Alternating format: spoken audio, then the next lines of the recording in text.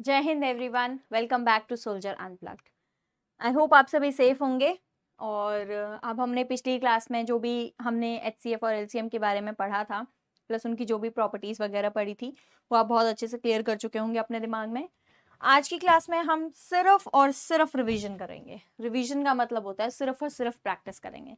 हमने जो ट्रिक्स बनाई थी, हमने जो ट्रिक्स कवर की थी पिछली क्लासेस में, उन्हीं क्लासेस को कैसे, उन्हीं क्वेश्चंस को कैसे सॉल्व करना है, वही आज हम सीखने वाले हैं। ओके, सो प्रैक्टिस क्वेश्चन में हमारे पास सबसे पहला क्वेश्चन, अब रीकैप में हमने क्या क्या पढ़ा था, एक बार रीकैप और कर लेते हैं कि हमने क्या क्या पढ़ा था। वहां पर हमने ये पढ़ा था ग्रेटेस्ट स्मॉलेस्ट, इसी का सारा पंगा था, सारा जो चक्कर घूम रहा था गोल गोल, वो इन्हीं दोनों वर्ड्स के अराउंड घूम रहा था कि ग्रेटेस्ट है तो क्या करना है, स्मॉलेस्ट है तो क्या करना है। ग्रेटेस्ट है तो हमेशा एचसीएफ निकालोगे, स्मॉलेस्ट है तो हमेशा एलसीएम निकालोगे। एलसीएम निकालने के बाद भी ग्रेटेस्ट डिजिट हो गया। अब ग्रेटेस्ट एंड डिजिट की भी बात आ रही थी, स्मॉलेस्ट एंड डिजिट की भी बात आ रही थी। ग्रेटेस्ट एंड डिजिट में हम एचसीएफ निकाल रहे थे, स्मॉलेस्ट एंड डिजिट में हम एलसीएम निकाल रहे थे ऑलवेज। ठीक है, जब भी स्मॉलेस्ट एंड डिजिट में, यही सब चीजें प्रॉपर्टीज हमने वहां पढ़ी थी, हमने वहां क्लियर की थी। ओके, अब हमारे पास आते हैं जो हम प्रैक्टिस करने वाले हैं आज। बेसिक हमारा जो मोटो है आज की क्लास का, वो यही है कि हमें ज्यादा से ज्यादा क्वेश्चन सॉल्व करने हैं। ऐसे क्वेश्चन सॉल्व करने हैं कि हमें आगे जो भी हमने थ्योरी पढ़ी है उसके बारे में हमें कोई भी डाउट्स आगे ना आए। ओके, नाउ अब बात क्या आती है, द प्रोडक्ट। फर्स्ट क्वेश्चन जो अब बेसिक, मैं काउंटिंग भी बता दूं, हम टोटल 10 क्वेश्चंस करने वाले हैं आज इन सब चीजों से रिलेटेड। हर डिफरेंट क्वेश्चंस हैं, एक मतलब ऐसा नहीं है कि सेम वैरायटी वाले क्वेश्चंस हैं, एवरीथिंग इज डिफरेंट, बट उनमें सारे कॉन्सेप्ट लगभग मैंने ट्राई किया कि सारे क्वेश्चंस आपके लगभग यूज हो रहे हो। Okay, the product of two numbers is 2160। इस क्वेश्चन को एक बार ध्यान से देखो और देखो कि कौन सी वाली जो ट्रिक थी या कौन सा वाला जो की पॉइंट था वो जो यहाँ यूज हो रहा है। पहली बात तो टू नंबर्स दे दिया उसने, तो दो नंबर्स वाला तो प्रोडक्ट वाला एक फॉर्मूला था मेरे पास, दैट वाज दिस,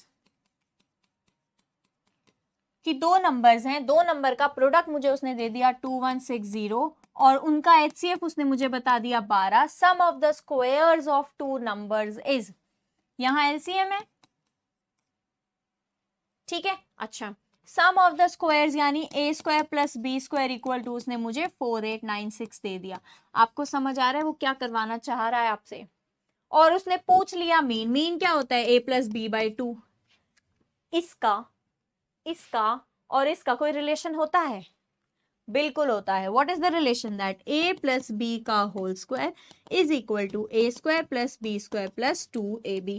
इसकी वैल्यू उसने दे दी है, उसकी वैल्यू भी इसने दे दी है, कुछ जरूरत ही नहीं है कुछ भी, ये जो कुछ चीजें एक्स्ट्रा दी गई है ना उसने, ए प्लस बी होल स्क्वायर, इसकी तो वैल्यू निकालनी है मुझे, ठीक है।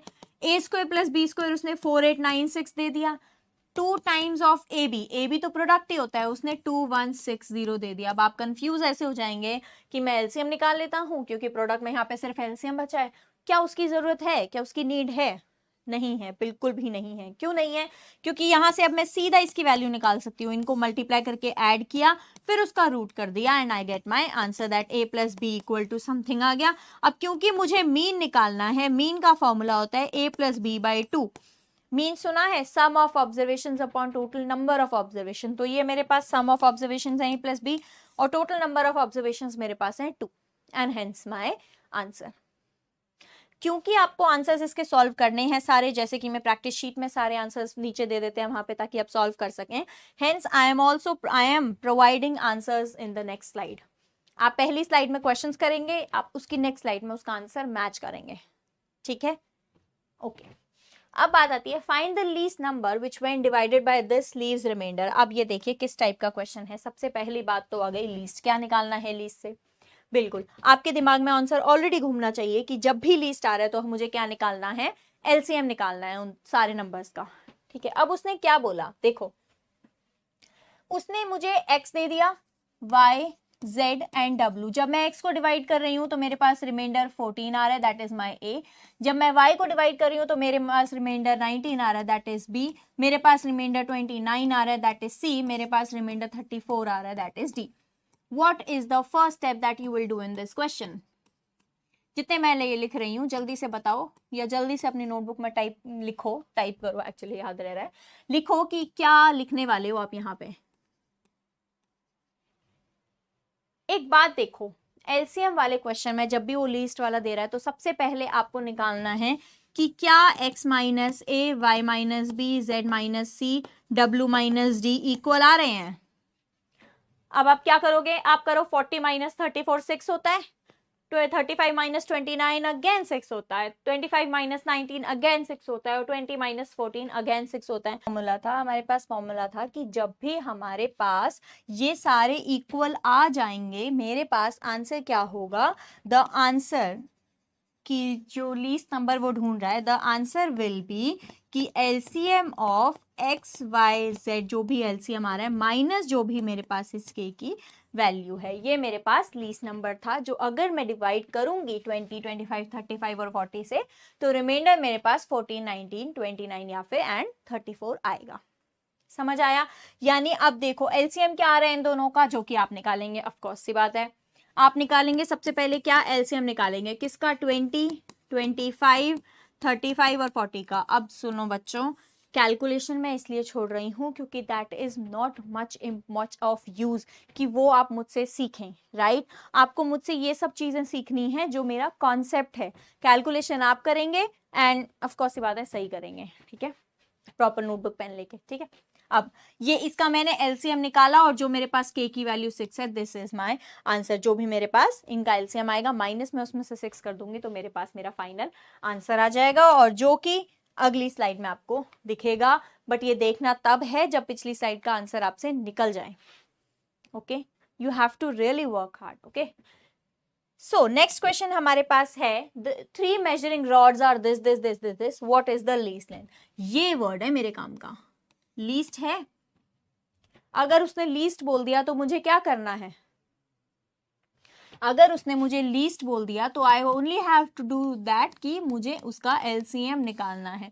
अब उसने बोला है measured exact number of times, remainder exact बोला है, तो रिमाइंडर कितना है इधर, 0, यानी नो रिमाइंडर वाला केस है। और जब भी नो रिमाइंडर वाला केस होता है तो मुझे लीस्ट लेंथ जो भी निकालनी है मैं सीधा एलसीएम निकालूंगी यहाँ पे, ठीक है। Measured exact number of times करना है, प्लस यार कुछ करना भी नहीं है, ग्रेटेस्ट या लीस्ट उसने पूछा नहीं है कुछ, तो सीधा मुझे क्या करना है, मुझे एलसीएम निकालना है 64, 80 और 96 का, and that is my answer. अब जब मैं इसका निकालने लगूंगी ना एलसीएम, अब देखो बात क्या है, दो चीजें आपके पास कि देखो आंसर तो मीटर में भी दिया हुआ है ना। अब आंसर मीटर में अगर दिया हुआ है तो मैं देखो 64 मीटर, ये सेंटीमीटर में दिया हुआ है, तो मुझे सबसे पहले क्या करने होंगे, मुझे सबसे पहले इनको, या तो दो ऑप्शंस हैं, what are your second two options, या तो इसको मीटर में कन्वर्ट करके, हाँ मीटर में कन्वर्ट कर लो, ठीक है, but which option is better, आप हमेशा वो ऑप्शन करने की कोशिश करेंगे, वो वाला ऑप्शन चूज करेंगे जिस ऑप्शन में आपके डेसिमल वाला पॉइंट ना आ रहा हो। कहीं भी अगर आपका डेसिमल आ रहा है तो ये first thing which will do, you will all will do is कि उसको उसके शॉर्टर वाले यूनिट में लिख दो। यानी अगर यहाँ मीटर में दिया होता और मुझे ऐसा कुछ दिया होता 6.4 और 9.6, तो मैं सबसे पहला काम क्या करती, मैं उसको सेंटीमीटर में कन्वर्ट करने की कोशिश करती। ये चीज समझ आ रही है क्या बोल रही हूँ? आई एम सेइंग कि हमेशा क्वेश्चन को उस तरीके से सॉल्व करना है कि वो कम टाइम में मैक्सिमम एक्यूरेसी के साथ सॉल्व हो। जब भी आपके डेसिमल वाला आएगा ना तो आपका आधा दिमाग तो वहीं चला जाता है, यार डेसिमल है, कैलकुलेशन की गलती हो सकती है, and that is natural, calculation की गलती डेसिमल में होना ज्यादा चांसेस होते हैं। उसके लिए आप क्या करेंगे, उसको उसकी शॉर्टर वाली फॉर्म, जो छोटी उससे फॉर्म है, मीटर है तो सेंटीमीटर, सेंटीमीटर है तो डेसीमीटर, किलोमीटर है तो मीटर में चेंज कर लेंगे उससे। उससे क्या होगा, आपकी जो कैलकुलेशन है वो बहुत ज्यादा ईजी हो जाएंगी, ठीक है। Now next question is find the greatest. सबसे पहली बात तो उसने ग्रेटेस्ट बोल दिया, ग्रेटेस्ट में क्या निकालना होता है, एचसीएफ निकालना होता है, and hence is your answer. अब उसने पूछा क्या है, find the greatest unit of time with which 5 hours 15 minutes and 8 hours 24 minutes can both be represented as integer.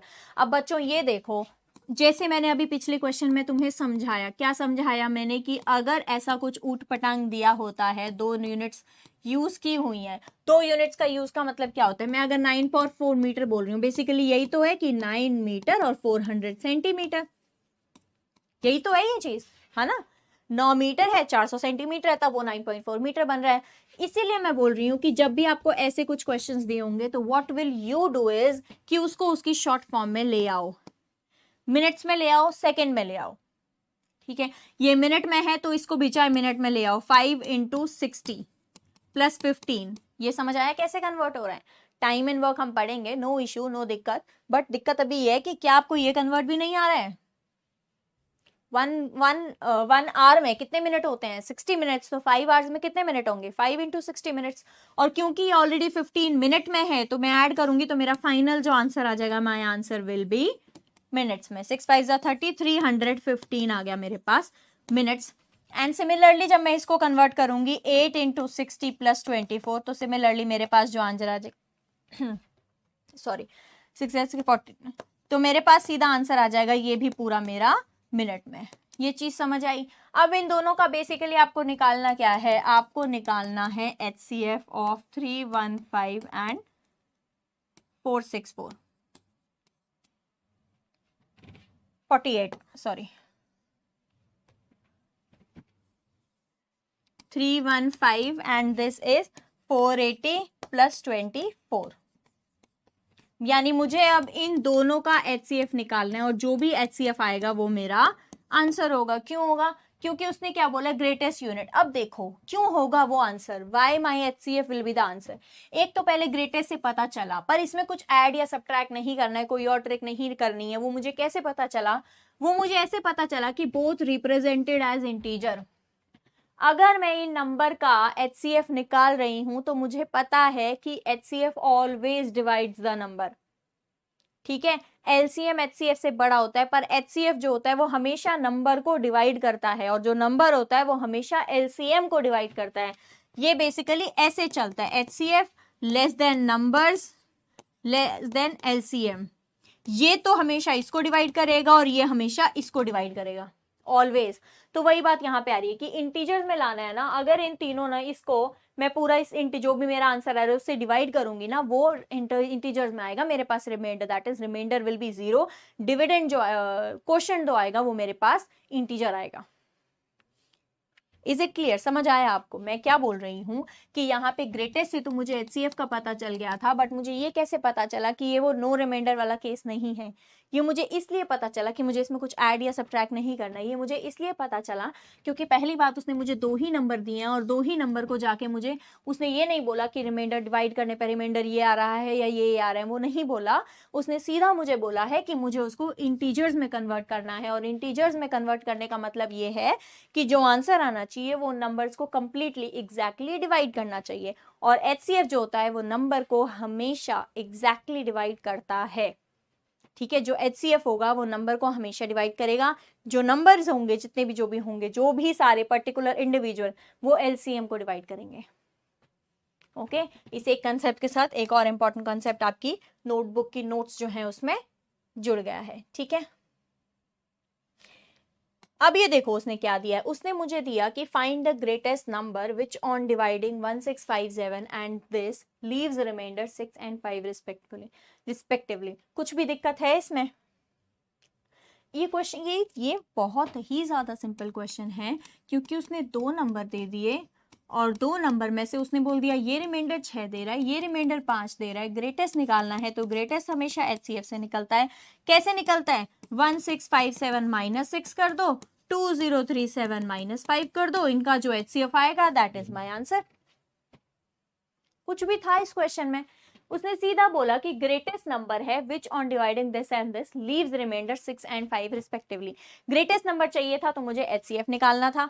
क्योंकि उसने बोला हुआ है कि इसमें इतने रिमाइंडर बच रहे हैं, तो मुझे क्या फाइंड आउट करना था? मैं अगर इनमें से ये रिमाइंडर जो है सब डिवाइड कर दूं या सब्ट्रैक्ट कर दूं, सॉरी नॉट डिवाइड, और उनका HCF निकाल दूं, तो वो HCF तो इनको कंप्लीटली डिवाइड करेगा ना, एंड हेंस द आंसर। ठीक है, ये आपकी प्रैक्टिस शीट भी है, ये आपके क्वेश्चंस भी हैं, एवरीथिंग दिस इज ओनली। चलो, a rectangular courtyard 4.55 metres long and 5.225 metres wide. अब देखो वही वाला कॉन्सेप्ट जो अभी मैंने आपको समझाया, क्या कि डेसिमल में गलतियां होने के 100 भी क्या 1000 चांसेस मान के चल लो, क्योंकि डेसिमल में ना कैलकुलेशन में हम कंफ्यूज हो जाते हैं कि अब डेसिमल कहाँ आएगा या क्या कैसे करना है। तो कभी भी अगर इस टाइप में क्वेश्चंस में आपके पास डेसिमल वाला ऑप्शन आ रहा है तो what will you guys do, आप ये करेंगे कि आप उसको कन्वर्ट कर लेंगे सेंटीमीटर में, 455 और 525 सेंटीमीटर। और आंसर भी इसमें 75 सेंटीमीटर में दिया हुआ है। Find the largest size of the tile used for this purpose.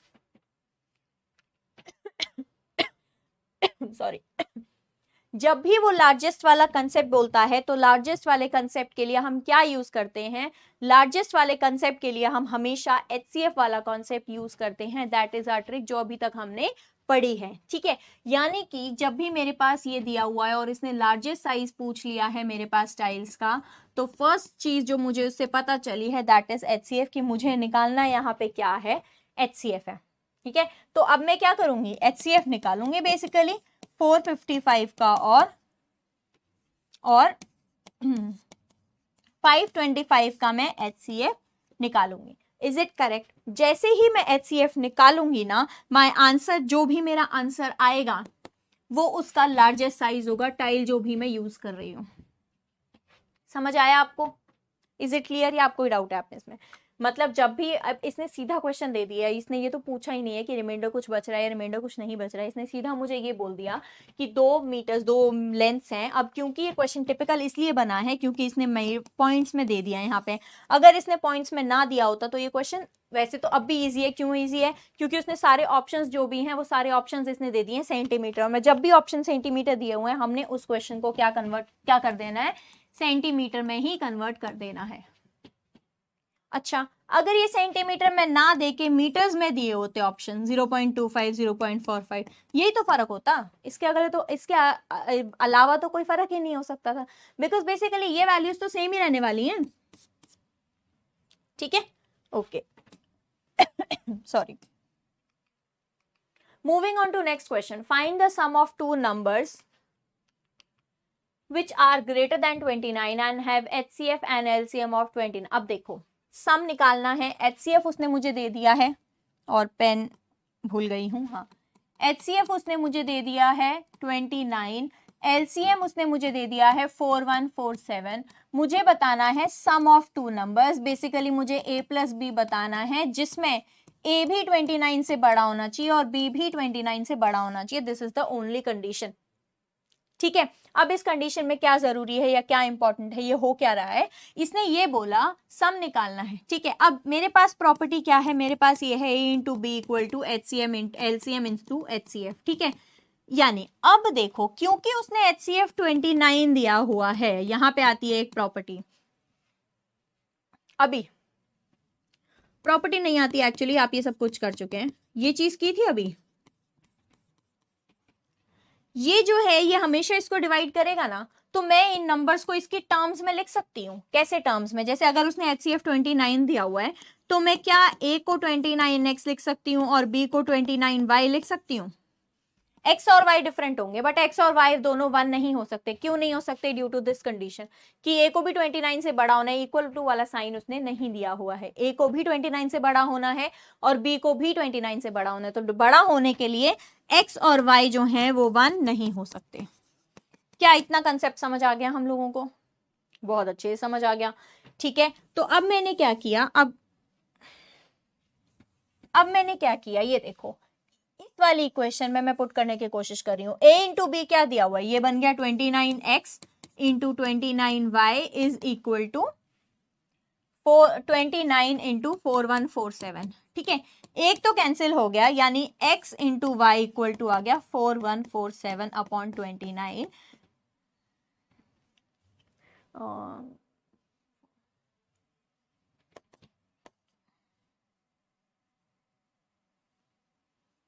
चलो ठीक है, x इंटू वाई हमारे पास क्या आ गया, ये x इंटू वाई। अब क्योंकि मेरे पास x इंटू वाई की वैल्यू आ गई 4147 अपॉन 29, अब मुझे चाहिए क्या था, फाइंड द सम। बेसिक मुझे निकालना था x, मुझे निकालना था a प्लस बी। अब इसको डिवाइड करके वैल्यू आएगी, आई जस्ट चेक, इसको डिवाइड करके वैल्यू आएगी 143। ओके,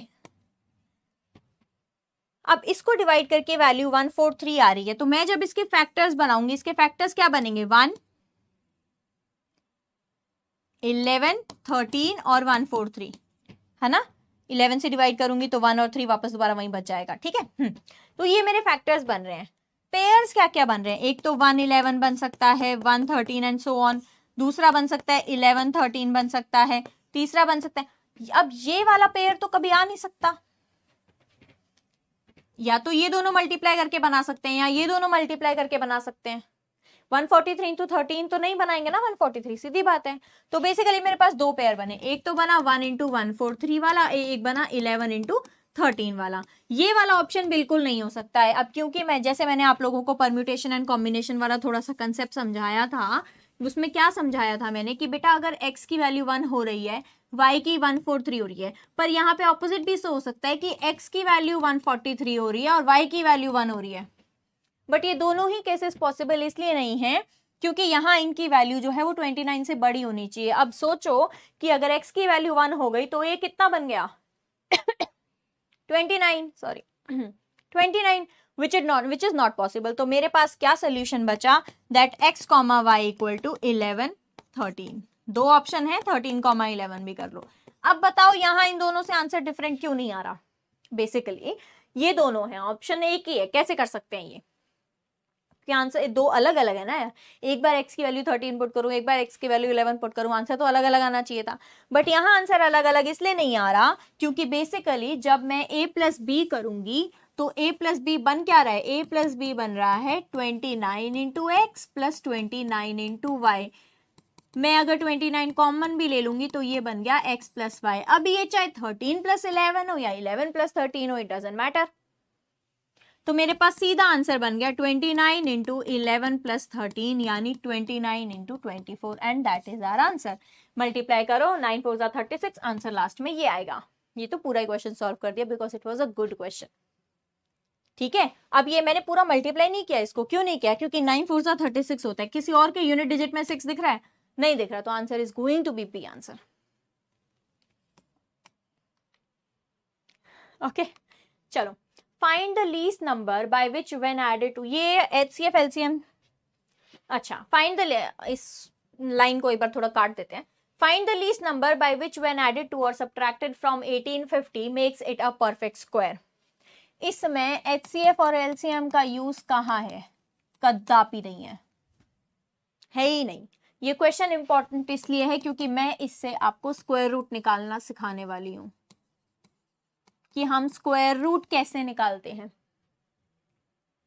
हम स्क्वायर रूट निकालते हैं, तरीका क्या होता है, अब जो मैं आपको स्टेप बाय स्टेप बता रही हूँ उसको ध्यान से सुनिएगा और अपने आप से अगली बार से आप खुद से स्क्वायर रूट निकाल पाएंगे। जैसे एक बच्चे ने मुझसे क्वेश्चन पूछा था, √3 इज रैशनल और इरैशनल। अगर आपको डाउट हो रहा है, आपको स्टिल उसे प्रूफ नहीं हो पा रहा है या आपको समझ नहीं आ रहा है, तो इसको समझाने के बाद आप क्या करेंगे, आप √3 को निकालेंगे वैल्यू को, ठीक है, √3 की वैल्यू निकालेंगे और फिर आप करेंगे। अब इसने मुझे क्योंकि परफेक्ट स्क्वायर बोला है तो बेसिकली मुझे अगर 1850 का अंडर रूट पता चल जाए कि कितना बच रहा है, कितना ज्यादा आ रहा है, कितना कम आ रहा है, तो मैं उस नंबर को बता सकती हूँ कि कितना ऐड करना है। ठीक है, अब आते हैं यहाँ पे। अब ध्यान से सुनना है, सारे आंख कान सब खुले होने चाहिए। ये नहीं बीच क्लास में कुछ होंगे जो सो गए होंगे ना, पिटोगे बच्चों, आ जाओ तुम संडे वाली क्लास में। चलो ये है, ठीक है। अब शुरुआत कहां से करनी है, पीछे से, from the back start making pair of 2, दो दो के पेयर बनाना शुरू कर दो कि नीचे उतरेंगे तो यही दोनों इकट्ठा उतरेंगे। ठीक है, अब मेरा नंबर है 18। 18 से छोटा परफेक्ट स्क्वायर कौन सा है, 3 का होता है 9, 4 का होता है 16, 5 का होता है 25। 25 बड़ा हो गया यानी 16, यानी 4 इंटू 4 आ गया 16। समझ आया ये कैसे आया। अब कर दो इसको पूरे को सब्ट्रैक्ट और ये आ गया 250। अब आप क्या करेंगे, ये देखो, इन दोनों को तो करो ऐड, लिख दो यहां पे। अब एक नंबर यहां आना चाहिए और एक नंबर यहां आना चाहिए एंड द कंडीशन इज कि ये दोनों नंबर होने चाहिए सेम। अब उन सेम का क्या मतलब है, मैं अगर 82 कर रही हूं तो ये भी 2 से मल्टीप्लाई होना चाहिए, 83 कर रही हूं तो ये भी 3 से ही मल्टीप्लाई होना चाहिए। 2 2 4 8 2 16, इससे छोटा है, ठीक है, एक बार और चेक कर ले, 339, 8 is 24, 249 आ गया, बिल्कुल है। तो यानी यहाँ आ गया 3, यहाँ भी आ गया 3 और यहाँ आ गया 249, आंसर इज 1। यानी अगर एक 1 यहाँ कम होता, यहाँ एक 1 कम होता तो ये परफेक्ट डिविजिबल हो, परफेक्ट स्क्वायर बन जाता ऑफ 43। आप 43 का जब स्क्वायर करते हो, 339, 4 3 12, 4 3 12, 16 और 17 आप जब करते हो तो यही निकलता है। यानी अगर मैं इसमें सब्ट्रैक्ट करूं 1 तो ये 43 का परफेक्ट स्क्वायर बन जाएगा। ये तो आ गया मेरा आंसर, बट अब यहां समझ आ रहा है कि क्या हुआ। I will repeat the step to find how to find the square root of any number. हमने क्या किया, पीछे से फ्रॉम द बैक टूवर्ड्स हमने दो दो के पेयर बनाने शुरू कर दिए, ठीक है। अब ये दो दो के जो पेयर बन रहे हैं उसमें सबसे पहले वाला देखो 18 आ रहा है, ठीक है। 18 से छोटा परफेक्ट स्क्वायर नंबर कौन सा है, मैं देखूं, 2 से शुरू किया मैंने, 2 का होता है 4 छोटा, 3 का होता है 9 छोटा, 4 का होता है 16 छोटा, 5 का 25 वो बड़ा हो गया। यानी मेरे पास आंसर क्या आ गया, 4, क्योंकि बेसिकली हमें डिवाइड करके सब्ट्रैक्ट ही करना है, और सब्ट्रैक्ट तभी होंगे जब वो नंबर छोटा होगा उससे। तो मैंने क्या किया, 4 आ गया, 4 4 से 16 होता है, डन। सब्ट्रैक्ट करके अब यहाँ आ गया 250, क्योंकि यहाँ दोनों पेयर बना दिए थे, तो ये जब भी नीचे उतरेंगे तो ये दोनों साथ में उतरेंगे, साथ में जीते मरते वाली कस्म है इनके साथ, ठीक है। अब यहाँ बात आती है, ये देखो अब क्या किया, 4 और 4 आ रहा था 8, ठीक है, 8 लिखा।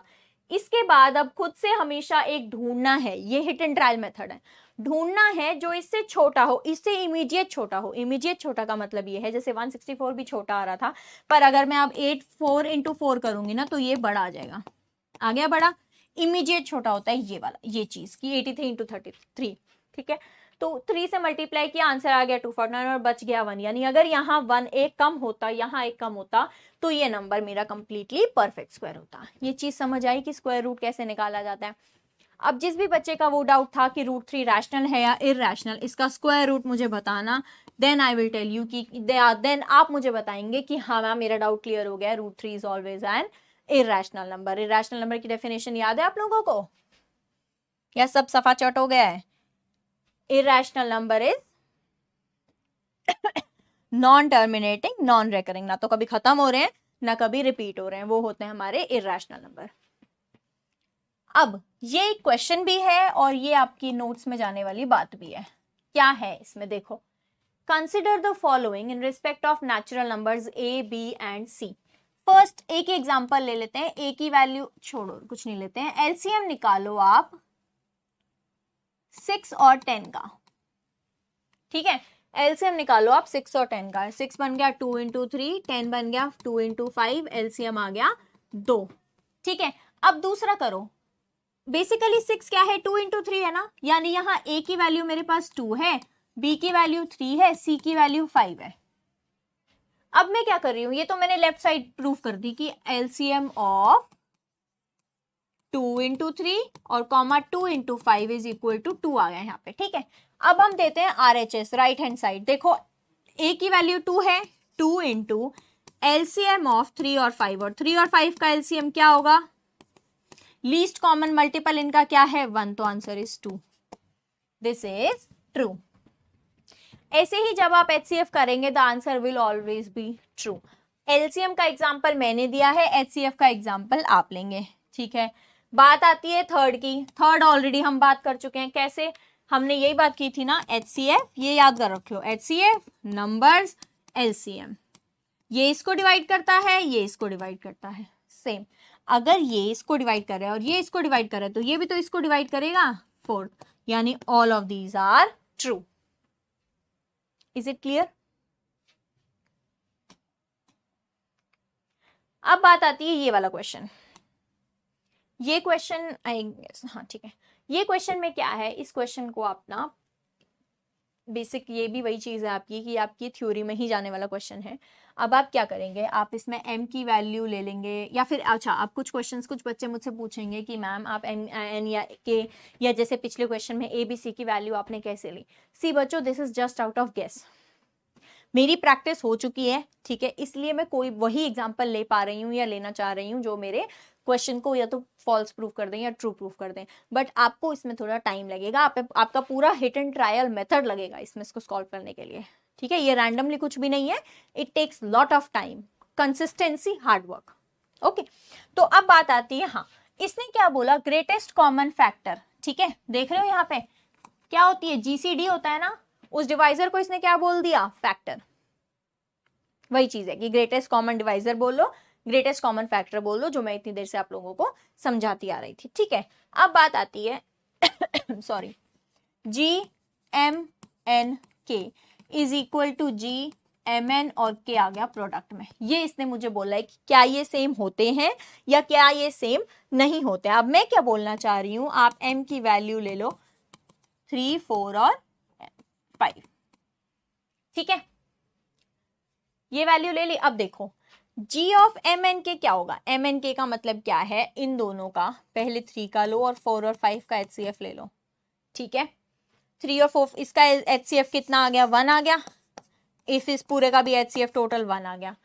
अब यहां देखो GMN इंटू के, ये तो आ गया m और n, 3 और 4 का HCF कितना आ गया, 1 आ गया, और इसके साथ में मल्टीप्लाई 5 हो रहा है। क्या ये दोनों इक्वल है, ये मल्टीप्लाई हो रहा है, ये नीचे नहीं जा रहा। हमने पढ़ा था, देखो ये चीज और इस चीज में फर्क है। अब ये देखो, एक तो ये चीज है, ये सेम है, समझ आ रहा है, ये के ऊपर प्रोडक्ट में है। गलती यही होती है, और ये आपका PYQ है, गलती यही होती है। देख रहे हो, मैं अगर जैसे मुझे 3 नंबर दिए होते हैं तो हम क्या बोलते हैं, पहले 2 का ले लो, फिर उसमें बाद में तीसरे को साथ में ले लो। अब उनमें से पहले 2 कोई से भी हो सकते हैं, it doesn't matter at all. HCF किन्हीं भी 2 नंबर्स का पहले लेना होता है, वो आप कोई से भी 2 नंबर्स ले सकते हो। Is it clear? तो अब ये क्या आ गया, गलत, और ये क्या हो गया, सही। अब आते हैं यहाँ पे, सेम वैल्यूज ले रही हूं, अभी वैल्यूज चेंज नहीं कर रही हूं। ठीक है, GMN, MN की वैल्यू क्या थी, इन दोनों का GCD निकालो 1 था। ठीक है, उधर NK का GCD इन दोनों का निकालो 1 है, और उधर MK का यानी इन दोनों का निकालो GCD 1 है। ये तो ट्रू हो गया। ठीक है, एक बात और सुनो, अगर किसी ऑप्शन को फॉल्स कर रहे हो तो एक एग्जांपल काफी है, जैसे इसको किया मैंने, बट इसको इसने ट्रू दिखा दिया। अब एक एग्जांपल लेते हैं जिसमें m की वैल्यू ली 2, n की वैल्यू ली 6 और k की वैल्यू ली 8। ठीक है, 2, 6, 8 ले ली। अब मैंने क्या किया, 2 और 6 का GCD निकालो, 2 आ गया, 6 और 8 का GCD निकालो, 2 आ गया, और 2 और 8 का GCD निकालो, 2 आ गया। ये ठीक है, इसकी वैल्यू कितनी है, m और n की 2, इसकी वैल्यू कितनी है, n और k की 2, इक्वल टू m और k की वैल्यू फिर से 2। क्या ये दोनों इक्वल है? Hence this is also false, neither are not true। बात समझने की इस टॉपिक में पूरी ये है, इस क्वेश्चन के थ्रू मैं ये समझाना चाह रही हूं कि अगर किसी ऑप्शन को फॉल्स प्रूव करना है तो 1 example is more than enough, it's sufficient. ये एक एग्जाम्पल है, प्रूफ हो गया कि गलत है। बट अगर आप किसी एक इक्वेशन, किसी एक लाइन को, किसी एक स्टेटमेंट को 1 एग्जाम्पल के थ्रू ट्रू प्रूव करना चाह रहे हो, that is wrong, completely wrong. अगर आपको किसी ट्रू स्टेटमेंट को प्रूव करना है तो उसके लिए आपको, या किसी फॉल्स स्टेटमेंट को तो एक चाहिए, लेकिन अगर ट्रू करना है ना तो एक से ज्यादा एग्जांपल्स चाहिए। उसको आपको जनरल बनाने की कोशिश करनी होती है।